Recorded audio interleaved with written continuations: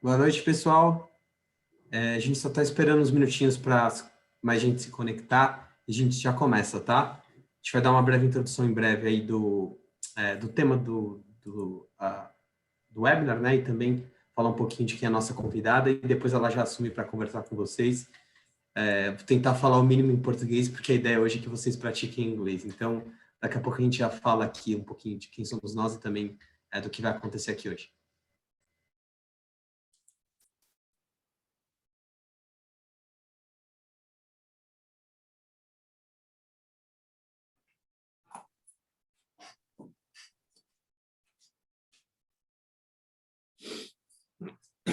O pessoal está chegando.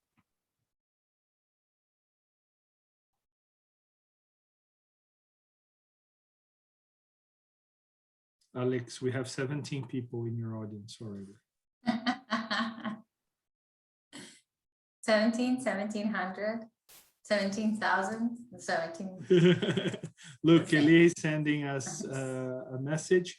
Just for info, I tried connecting with the link in the invite and it didn't work. So I came out and tried with the link on my calendar and it worked, Kyle. Important feedback. Okay. The link in the invite didn't work. The link in the calendar worked. Andrea from Novo Nordisk, our great client in Montes Claros. I've been there. How are you doing, Andrea? Thanks for coming.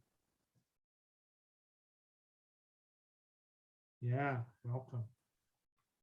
Good. Pretty good. Awesome. You're going to ask questions today, Andrea, to Alex. Yeah, we're good. We're good. Kyle, let's start. We have a lot of people here already waiting. Sorry, I was in mute. Yes, let's start. I'm going to give a brief introduction in Portuguese and then we can start. Okay. Bom, primeiro, pessoal, boa noite. Obrigado aí pela presença de vocês. Esse aqui é o nosso primeiro evento do Berlitz Talks. E esperamos e temos certeza que vai ser o primeiro de muitos. A ideia do Berlitz Talks é trazer um evento para que vocês possam praticar o inglês.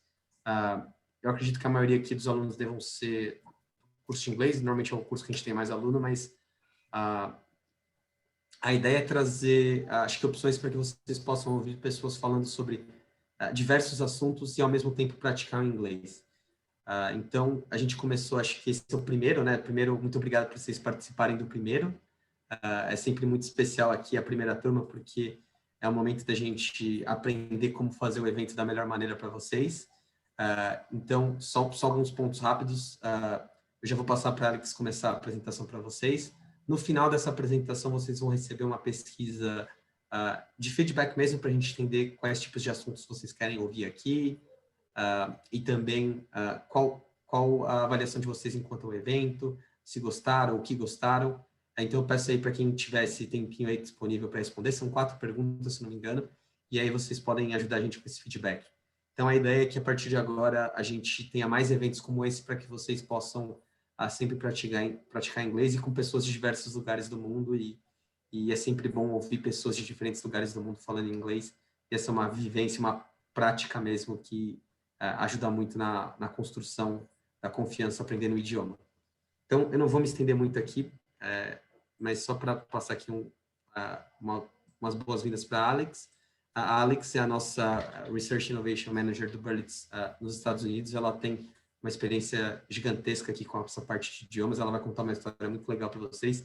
Não vou dar muito spoiler, porque essa é a parte que a Alix vai falar. Mas acho que primeiro agradecer ela por estar participando aqui com a gente.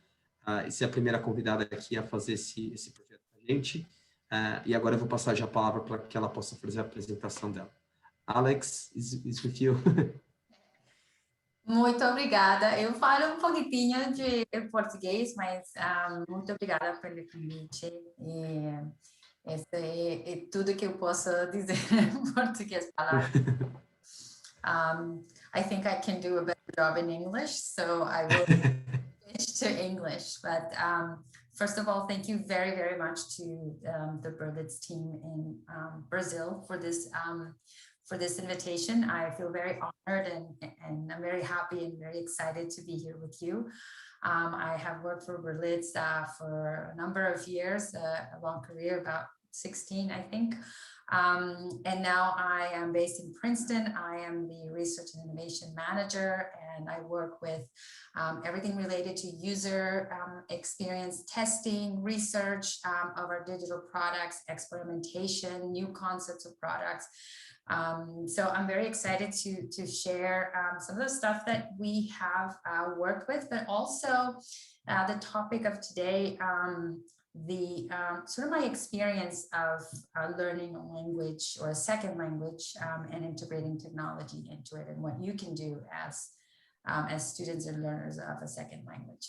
So thank you very much, Caio and team, Giovanna and Luis, and do let me know when I can proceed. Yes, I think we can move to the presentation. Okay, great, thank you. So Alex, just before you start, thank you very much, all of you here as participants. You can post your questions in the question and answer, and there's also the chat here. So we're going to give you a chance to ask questions in the end, and then you can open your microphones and ask, and you can post questions here if you want. Enjoy the session. Alex, thank you so much. Thank you, partner. Luis, you've been a great partner for innovation, and thank you again for thinking of me. It makes me very happy to share a little bit of my experience with this group, and I would really like to make it as interactive as possible. I know this is an opportunity for all of you to listen to someone, share their story. I'll begin by saying that I'm not a native speaker of English. I learned it, I worked at it, and I got to the level that I am today. I can have a job in the US and communicate with others at a professional level, of course, at a social level. So it is possible. And so let me just proceed to share my screen and share a little bit of a presentation that I had for you. In a second. Okay,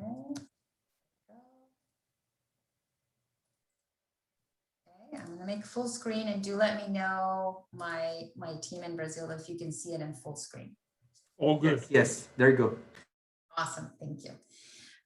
Okay, so one of the things that I wanted to start off by saying is that technology impacts learning and second language acquisition positively. So we have a number of facts by research of how this integrating technology into learning a second language has a positive impact.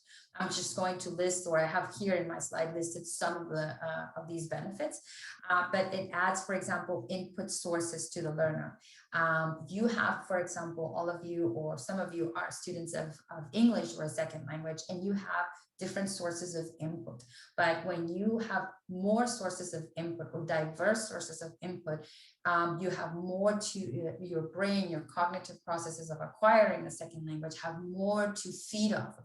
This is something like a little plant, right? The more water and sun and care and love, and the more you talk to it, the more that plant's going to bloom. So adding technology, sources of exposure to the language is always going to be a good impact when learning a second language.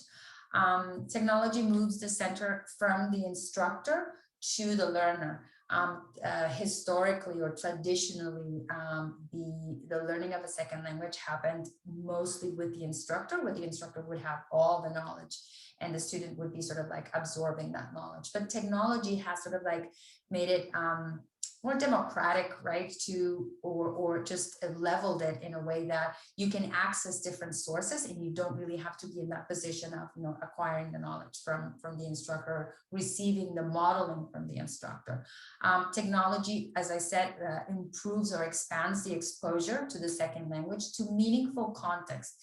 And here it means that if you, for example, are in contact with someone in another country that is practicing with you, and you're having a conversation about soccer in English because you both like soccer. Let's say that you have you made a friend in a platform where, in England, for example, and you start discussing soccer. These are meaningful topics to you. So having that platform and having that access to someone else and discussing topics that are important to both makes it relevant for you, so it sticks with you. Remember that when we really don't care about something, or when something is not important to us, we tend to not remember it. So when we make learning meaningful, it sticks with us. So that's something, an advantage that technology provides, or a benefit that technology provides. In the same line of benefit is the social component. So the more you're exposed to other humans, to social interaction through technology, or with technology, with WhatsApp, with video calls, with socializing platforms, the more you'll be wanting to do it again, because we are, social by nature. So that technology provides those platforms to communicate and to socialize with others. Internet, for example, is the great world that we live in, and it provides all these kinds of, not just apps, but forums, and like I said, platforms to communicate, and gives us access to information. So you can go on your own, or with others, or connect with others, and just feed off of this great place called the internet. So that has been one of the biggest gates that has opened the possibilities of being exposed to the language. I will quickly share my experience back in the 80s.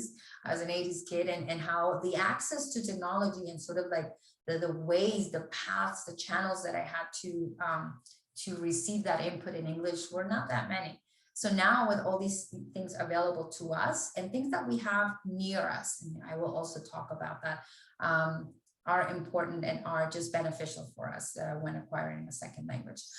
The last one, the students are more likely to engage in a classroom when technology is used. This comes actually from research done with students that were placed in a classroom where there was no real technology, just traditional board, with just the traditional elements of learning, versus a classroom where there's technology, maybe online, and with different technological resources.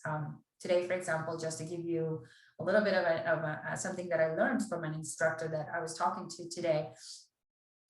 She was saying how she created a website, and look at all the benefits of learning. She created a website for students to have access to different resources, and that homework would not be everybody doing the same homework. Remember how, or at least I remember back in my day when I was learning, that you would have your class and everybody would be doing exactly the same. Well, now you have a range of possibilities, and she created a website with all these kinds of resources where you could just, you didn't really need to do everything everybody else was doing. It was more like, if you're interested in music, then you can do this exercise, or listen to the song, or try to get the words of the song, and that'll accomplish that objective that you have today. So as you can see, technology is just really as our ally. We have to know how to use it in terms of how much do I need, and what is going to create a real impact in my life. But I wanted to start this by saying that technology definitely impacts our learning a second language positively.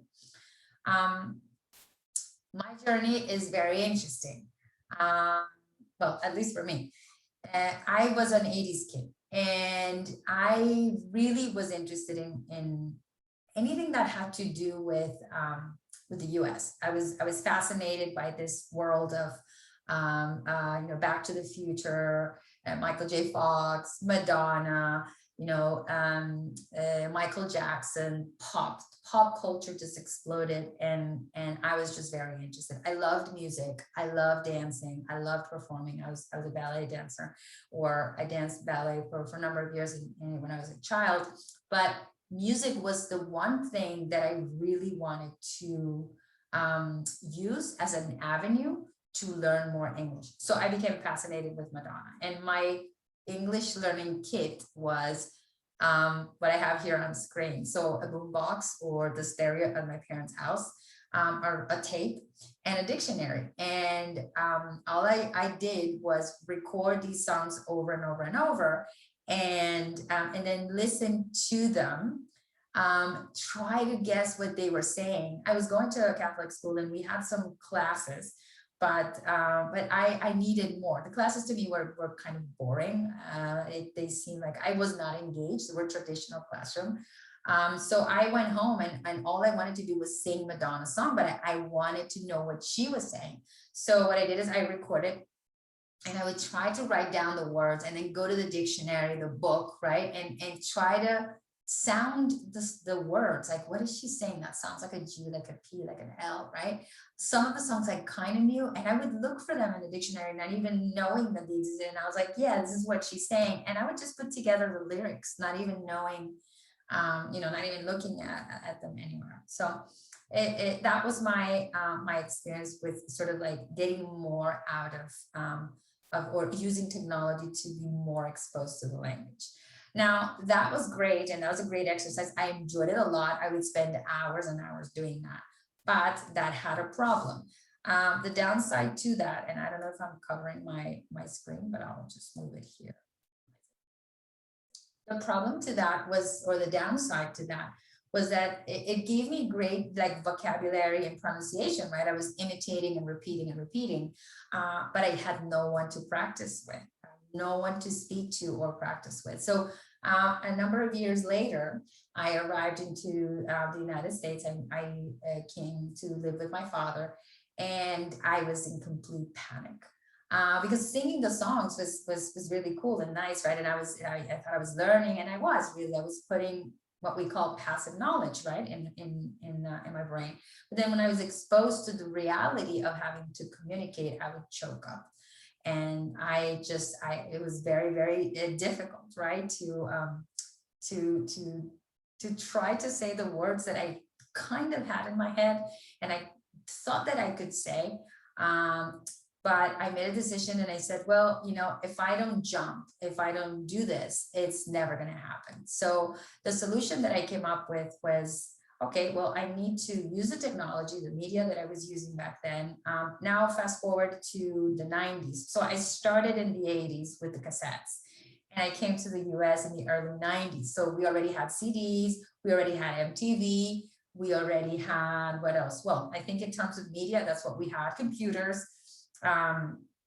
So what I did is I continued listening to music. I continued watching TV, not very educational content, I have to admit, soap operas and things like that. But I realized that some things had changed, and of course my attitude as well. And I was able to get that input from those sources, right, from the technology, and then go and do the jump. And doing the jump was just speaking, right, trying to say something and just waiting for that reaction from the other person in front of me. And at the beginning, it was funny, right? The other person would be like, oh, I think you're trying to say, but then again, when they see someone struggling or practicing, they help you, right? They say like, okay, I think you're trying to say this, or they just sort of like guide you through the language. So that was sort of how I really worked at learning the second language, what my experience was. And yeah, I mean, after that, a number of experiences and of course, living a number of years and continuing to be exposed is what really consolidated the language for me. So some of the things that we have experimented with at Berlitz, and I'm going to jump now to my professional life. So that was sort of an intro to what my personal experience was. Jump a number of years. I started my career at Berlitz as an instructor in Colombia. I'm originally from Colombia, born and raised. And then fast forward a number of years, I come to this position in research for the Global Learning Products team. And we started working with some concepts that we really thought were interesting. So concepts that we have tried have varied. And the reason why we try different things, of course, is because we want to say, okay, so we have this approach to the things that we do, the things that we put together, design for our students. What other things are out there in the market, or things that are in technology that could leverage what we already know how to do very well, right? Our methodology, which is very effective. So here in my slide, we have tried augmented reality in print. So things like, for example, having a mouse, not mousing, but getting your phone to go over a text or a block of print and redirecting you to a website, for example. So to give the flexibility of having something that you can touch and you can write. Some people prefer that. but also the convenience of moving from one medium to another, from one type of working to another, to a website if you're moving, if you're on a train. And that's kind of the trend, right, with learning, that flexibility that that the internet and all these technical tools that are providing us, because we are living in a faster environment, because we're just going from place to place to place, we need something that goes with us, right? Just like our water bottle or our backpack, right? Something that, runs with us in our lives. So that was a cool experiment. We've tried with videos. Videos is something that is always supplements, learning. Video is much easier consumed by your brain. It requires less resources from your brain. So for those of you who love watching videos, or like me are completely, and I'm going to share something personal, love TikTok. It's a very easy way to consume information, and your brain prefers it because, well, some of you may know or not, but your brain really saves energy for processing and for doing all the activities that we need to do in the day. So it's always going to resort to the easiest process. So if we want to do video versus reading, some people prefer reading. But your brain naturally is going to prefer what is easiest to process. So video is much easier for the brain. And that's why we love videos, and we love short videos. So consuming short amounts, micro videos like TikToks, for example, is something that is preferred by the brain, and just its input, right? What we were talking about before. We also tried the voice assistant, an experiment with Google. It was very, very successful, and we continue to explore that avenue. I'll be talking a little bit about that experiment that we did. We tried interactive videos with speech recognition, which is part of one of our newly launched products, and we're very, very proud of that, using speech recognition technology to help pronounce and learn, and integrated into the methodology. It's something that we think it's going to be great to acquire a second language. And we also tried with virtual performances, what we called virtual performances. So like a video game like experience, also successful with the group of people that tested with us. So these are some of the concepts that we have tried, throughout a number of months. But I will talk today about a little bit more about the voice assistant, just because it's something that is present in our lives. Voice assistants are, and I became just in love with what voice first technology is.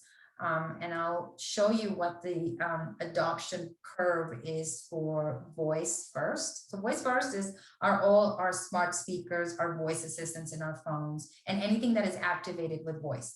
So I'm not sure how many of you already have this integrated in your life. Some of you have voice assistants in your cars, or you have seen them in electronics, right, in your house or in somebody's house, or even when you, for example, are working with, or calling better, a bank or a company, you've heard that there's like, voice recognition systems, or people, customer service bots, let's say, or just automated assistants that recognize your voice, and you can progress through a service experience using voice. So just to show you this this slide here, and this is of course in the US, but as you know, the world tends to follow the natural tech leader, which is the US.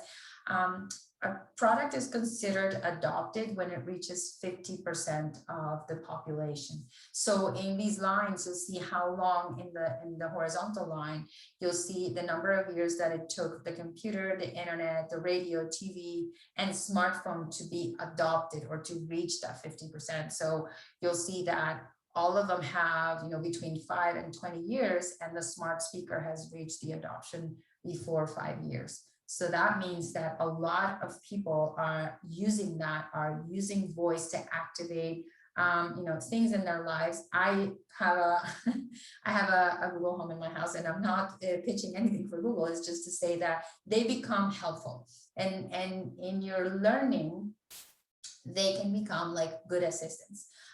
So this is something that I became fascinated with, and we did a study with it. Louise was of course our great partner in Brazil, and we have some interesting results to show for this. I'm not sure that you can see the title of this slide, but I hope you do. All good, Alex, we can see it. Yeah, basically what it says here is that this experiment that we ran, which was really, we created an experience to try this outside the classroom as an extra practice. So not what your typical Google interaction would be, but something more like branded with that would be like a product. And we tried it, and the results were really, really good. It was fun to most of the people. It was, as you can see on the top right, it was perceived as a valuable tool for learning. And I'll go into a little bit more detail there. The preferred language type, this is interesting to know, was mostly social. So even though we like to learn, or people like to learn a second language to interact at work, or to get ahead, or to get that promotion, people also like to learn a second language for the social aspect of it, to be able to go to a party, to make a new friend, to travel and be able to ask for things. So that was very interesting to learn. And finally, on the bottom left, we had people that spoke very different languages natively. So we had from Chinese all the way to Spanish, Russian, German, French. So we can the big insight here is that if we continue exploring this avenue, we would have something really interesting to offer, and that's my job. We did it with short of or a little bit over 70 people, which is a good global sample, and these were the results. I thought I would share this with you. One thing that came out of this is we really have these tools available to us, and we can use them. So your phone, we all have a smartphone, and they all have, most of them have a voice assistant integrated. So if it's your iPhone, it's Siri. If it's Android, you have a way to get to your Google Assistant. So the thing here is that you can use these tools to expose yourself to practice, and just to open up the possibilities. And specifically talking about the voice assistant, since it's AI, right? It's a machine, right? You're speaking into not a person, right? So not a human. It can lower lower your affective filter, so you feel like you're not really being judged, because you're talking to a robot, right? You're talking to a phone technology, right? So it's going to have, of course, parameters to accept your input. And of course, if you say something completely off, then it will not understand. It will understand something completely different. But it helps you practice. It will never get tired of listening to you. And it's something that I'd like to recommend. Use things that are complementary to your already existing experience. If you're taking a course with us, or if you have a program that you're learning with, these are tools that are really interesting, helpful, fun. I listed some of the questions that you can ask these assistants. So for example, I always use Siri to call my family. I always say, Siri, call mama with WhatsApp. And it's interesting because I have two people. Somebody is called mama in Spanish, right? Mama, someone's mama, and then my mama or my mom. And it says, who do you want me to call? Mama like this or mama like that, right? And I say, no, call mama like that. So it's fun. It's fun, and you can, like I said, it never gets tired of you, and you can use it as a complement of your program. And then some questions for Google. Every morning I ask Google, what's the weather going to be like? And you can change the voices for it, and it becomes fun.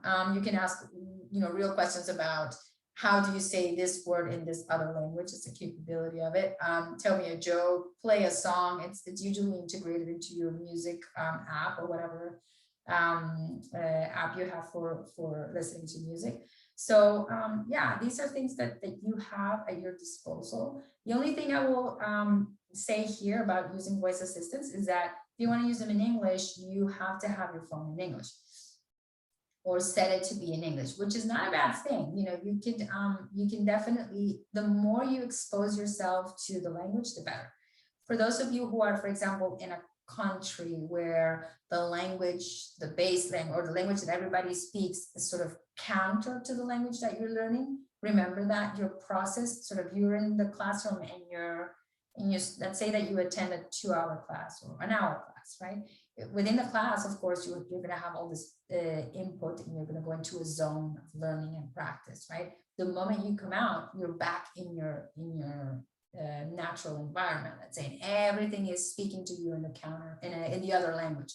So that process tends to find that resistance. So the more you expand your environment, your second language environment, your input from that second language, the better. And that's probably my biggest recommendation there. So as in my personal experience, connect with others, right?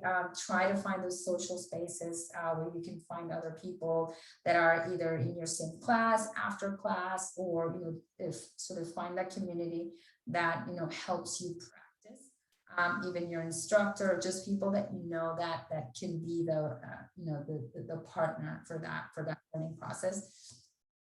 Media, I will always say, at your level. So I know that sometimes the recommendation is, you know, watch the news or read the newspaper, but I would say that that's great. But for people that are, for example, in beginning levels or beginner levels, it can be frustrating, because if you are in a level 1, 2, or 3, you just jump and say, I'm going to listen to CNN and I want to see, you know, how much I understand. It can be very frustrating. I remember for me, I already knew how to say some things, and I already could sort of defend myself or you know, chop it.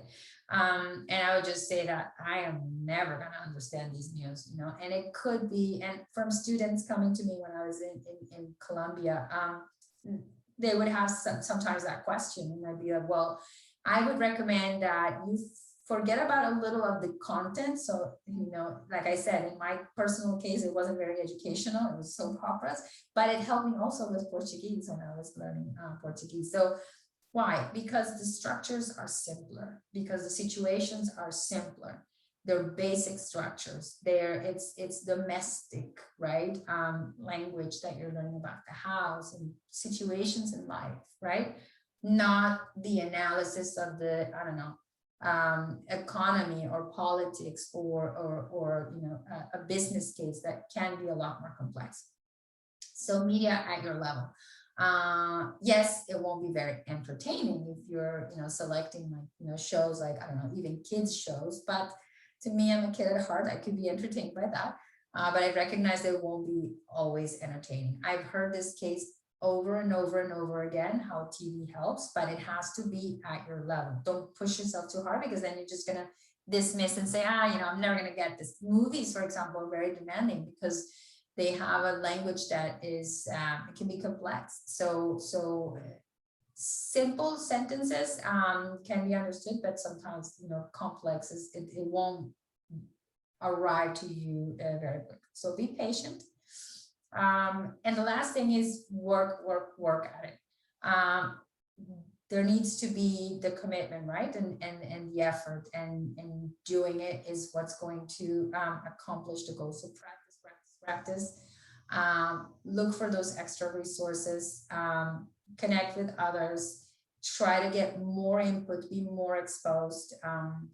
And I think you're going to develop that skill. It's a process like everything, but it starts to show the benefits very soon after you start working consistently. Yeah. Finally, before I feel like I talked for hours and hours, and I wanted to make this a little bit more interactive. I'd like to know from you, what are some of these tech tools? Have you had contact with any apps, just tools that you just use to complement your learning? I'm going to ask my team in Brazil to either read the chat if you want to share your story, or open the microphone if somebody wants to share their story. I would love to hear you if you want, and or if you want to share, you know, what kinds of things do you think in your life, for example, are successful or are impactful that you like to share with others. So guys, this is the time for you, our Berlitz peers and students here in Brazil, to have a chance to ask Alix a question, or to say, look, we have here Andrea Cardoso. Andrea, would you like to say something? Do you want to open your microphone and say something? Caio can help you. Would you like to talk about your TED Talks and podcast focused on English idioms? Caio, can you give Andrea the right to ask a question or to speak to Alix? Yes, I'm going to allow her to talk. So Andrea, tell us where you are from. There you go, excellent. Andrea, tell us where you are from and ask your question and say your word, please. This is awesome.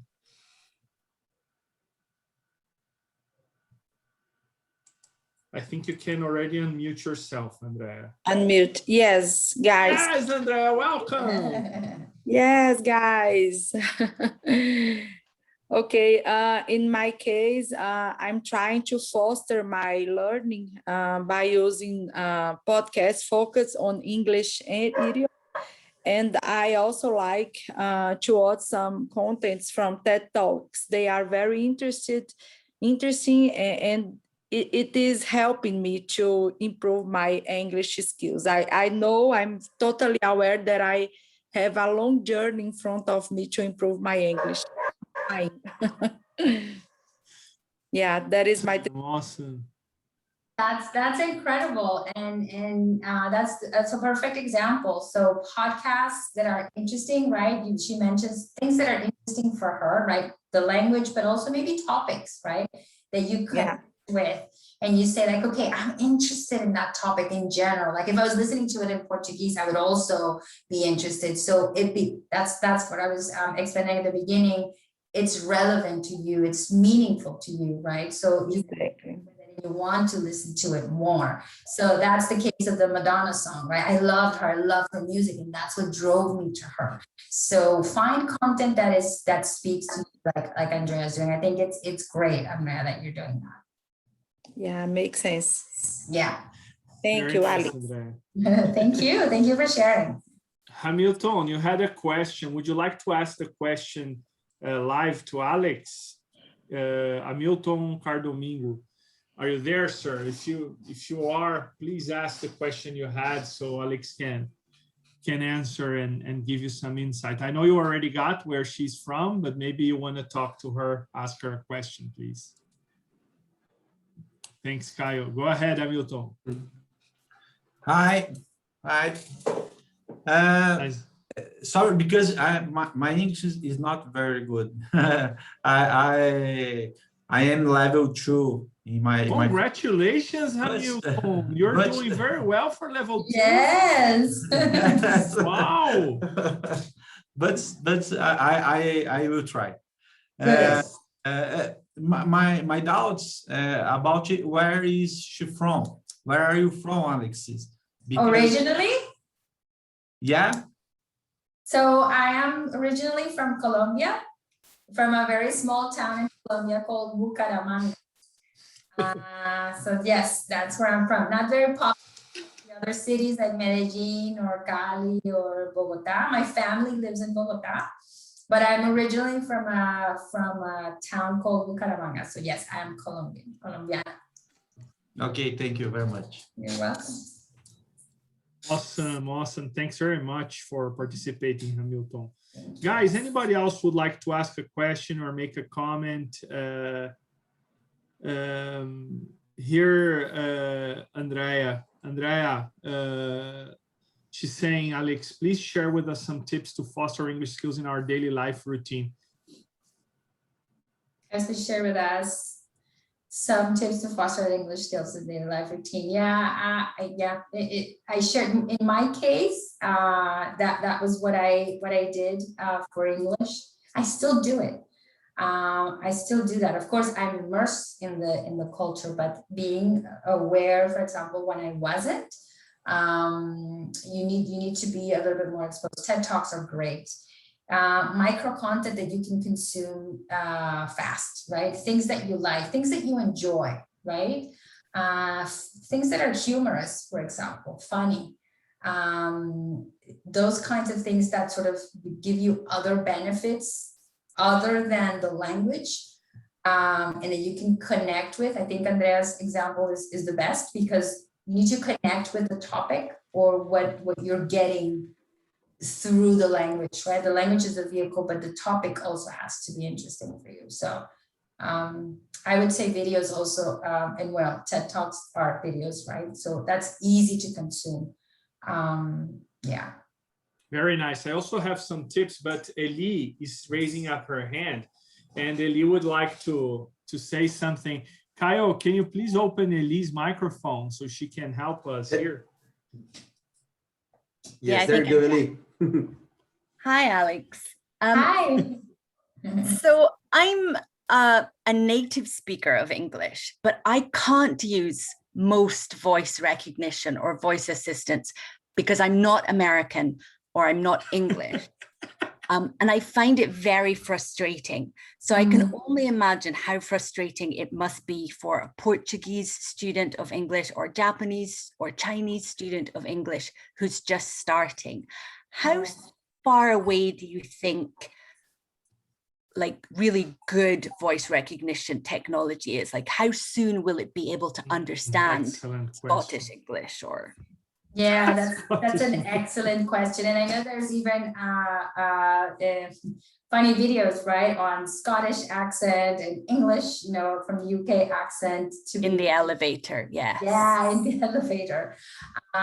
You know, I think that the more that people use it, these models, right, are learning constantly. So the more people use it, the more you try to give that sort of, this is the way I speak, the more those models learn. I couldn't say because of course I'm not, you know, driving that technology, but I think that it's a matter of usage to feed and to train those models.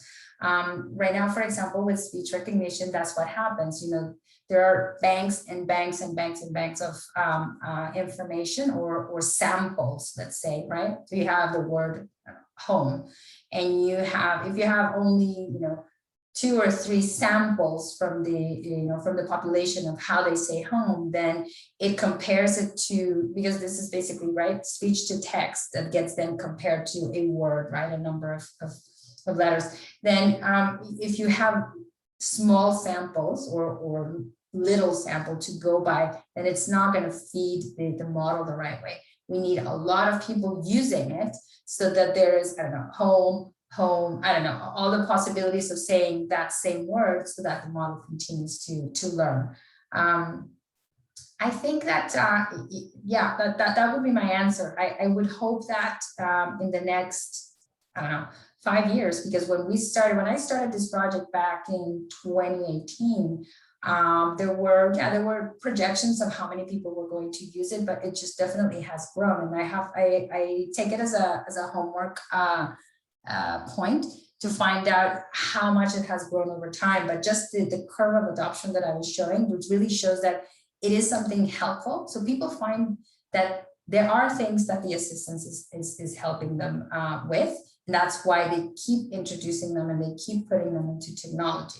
I remember my ex-boss, and this is going down to, or is trickling down to kids, and how these digital natives, for example, understand technology and understand how the technology is part of their lives. So you know, we were working on this project together, and he one day came and said, you know what my kid said the other day? But he had his house completely Googled up, right? So everything in his house was controlled by voice as much as possible.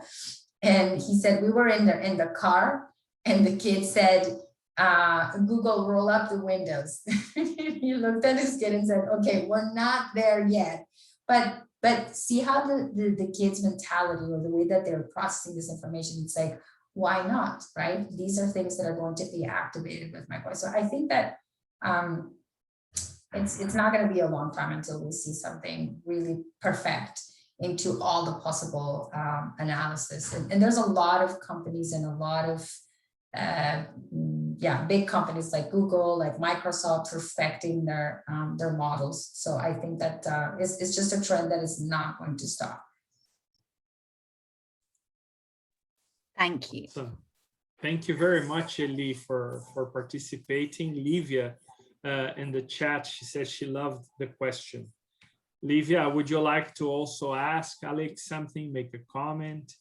We are very thankful to all of you who are here at this time and really helping us with this event. And we're very happy that this happened. And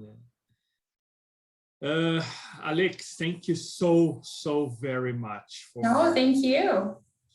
This wonderful talk. Luis, I think Livia wants to speak. Open it up for her.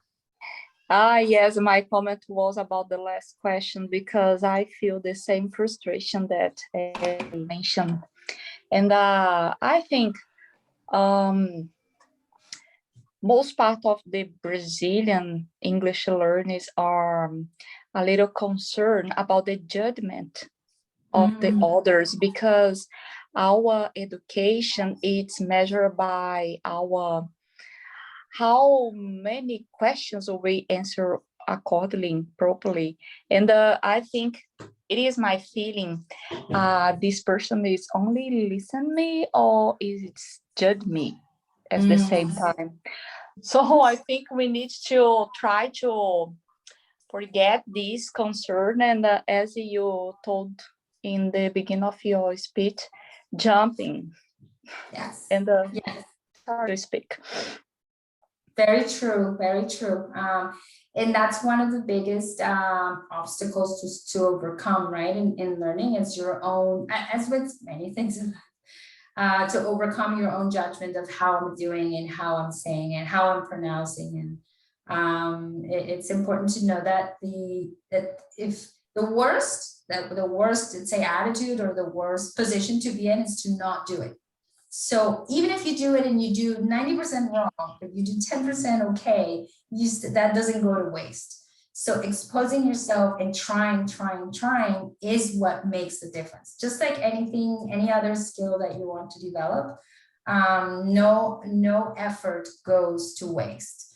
So if it's with voice assistants or any other type of app or just anything that you're exposed to that helps you, but also that helps you say things. So one thing I wanted to share is sometimes I was listening to this podcast that I love that is called Hidden Brain, and it just talks about different ways of how we, I love social psychology, so how humans just do things and why do we do things.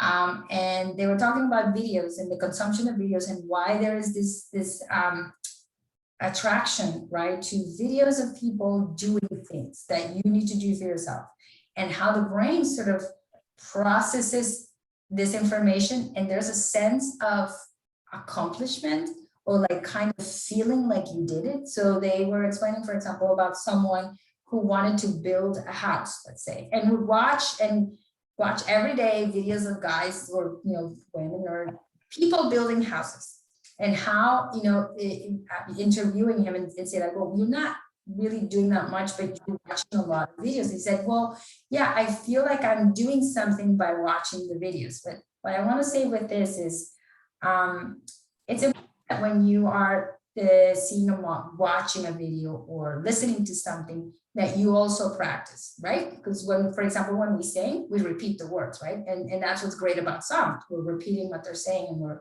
we have a model and we go after the model, or we repeat after the model.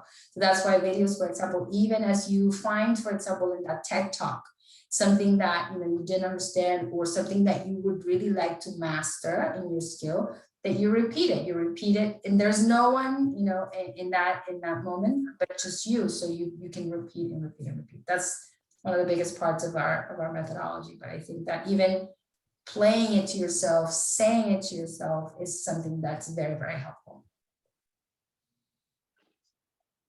Okay, thank you. You're welcome. Caio, is there anybody else that would like to ask a question or any other question you would like to pose to Alix? No, I don't believe so. I believe it's all covered. Yes, Guy. I just sorry, one, Yeah. one. No, go ahead. Go ahead. No, I just see that I believe is sorry, just give me a second. That Jose made a question about groups to practice the conversation. Just for us to understand, just that could you give us a little bit of more information about that? Just for us to understand what's your idea. Do you mind if I open your microphone? Yeah, Yes, because I believe that. Hello, José Carlos speaking. Hello, Jose. hey, How are José you? Carlos, thanks for participating. Thank you very much. Hi, everybody. And I couldn't see, I didn't see, or I not recognize the groups that we can participate in order to talk to each other, free groups, and that Berlitz manage by the same level. And not absolutely free, but something that with the platform, inside the platform, Berlitz, we can talk to each other as something that we can practice, but inside the Berlitz platform. That you have something like this, or this our palestrant that you can see like this. I think if I'm understanding thank you for your question, and I hope you can hear me. And I think that what you're saying is, do we have something like a feature inside the Berlitz platform where you can connect with others and have that social component? The answer is not right now, but we are definitely working on social components to add to the Berlitz experience. And yes, it's something that we're exploring at the moment, yes.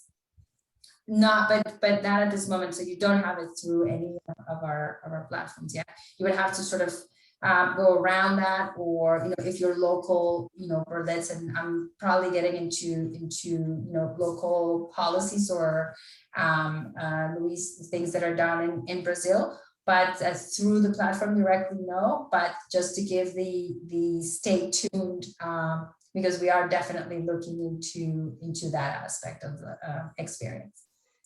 I may add, Alix, José, this is a very important request and a very important, I believe, aspect that you would appreciate as students, and that we have already thought about this. This is something we've already envisioned, and we are surely going to have something like that global one day. Global. But what Alix said is that maybe we can pilot, we can try doing something local first to see if we could have maybe groups once a week that were just available for practice. So hold on to that idea, José, because I would like you to send me an email explaining exactly what you intend, and I will talk to the people here, and let's see what we can come up with as an experiment. Okay. Excellent. I see a very good opportunity to because I'm something that I'm missing in the digital platform is I see the different accents, whereas we had in the past on the presential platform. Okay. For example. Yeah, what works. Let's see what we can do. But I sent to you the email explain more details. Thank you. Sounds like a good idea. Yes. Excellent. Caio? Thank you. Thank you. I think now we are all good. Okay. So Alix, I think you can please have the stage again. Thank you. No, I'm very, very pleased to have shared some of my knowledge with you, some of the things that I've lived, some recommendations, things that we have done, things that we are evaluating and trying to integrate into our experience, to our learning experience. But most of all, give you a word of encouragement and sort of hope that is meaningful and relevant for your own learning experience. And it doesn't have to be necessarily what I shared today in terms of using one or the other. It may work for some, it may not work for others. So it's really definitely what is meaningful to you. I loved Andrea's example, because this is what she connected with. This is the type of input that she brought into her life. And that is exactly what it needs to happen. So whatever you're going to complement your learning process with in terms of technology, it doesn't have to be there's no winning formula for anyone. It's what you really connect with. That's why we have all kinds of in other aspects, let's say, I don't know, in workouts, for example, or sports, or just likes and dislikes. Some people like running, other people hate running, other people, love going to the gym. For example, for me in the gym, I hate doing the machines. Other people love going to the gym to do the machines. It's what you connect with as input for your process that you can stick with. So that is really the message here. I'm glad to have shared with all of you. And yeah, thank you for the invitation, Berlitz Brasil. I'm really, really happy. Obrigada. Excellent, excellent. Caio, I think we can close our event. What do you think? Yes, many thanks to you all that joined us today. It was really nice to hear those kind of questions and a lot of interaction, and we are really happy to have you there. Thank you so much. And thanks, everyone. We are going to have one next month. And the person who's going to do it next month is actually here in this session, Elizabeth. If she can open the mic and just say a few words. Alix, thank you so much. Thank you. We're never going to forget this. This is the first of many. And students, we're going to have many of these coming up. So get ready for the next one in June, right, Eli? Yes. Although I'm not sure how interesting it will be compared to Alix's one. I'm just going to be talking about it's all input. It's all good. It's all great. Well, yeah, if you're interested in finding out more about Scotland and why voice recognition doesn't work for us, then tune in next month and you'll find out how much Scotland influences your daily life. Oh, God, thank you. Thank you very much. Thank you very much, everyone. It was awesome. Have a great night, all of you. Thank you. Thanks, everyone. Thanks, Alix. Thanks, Alix. Bye. Thank you. Bye.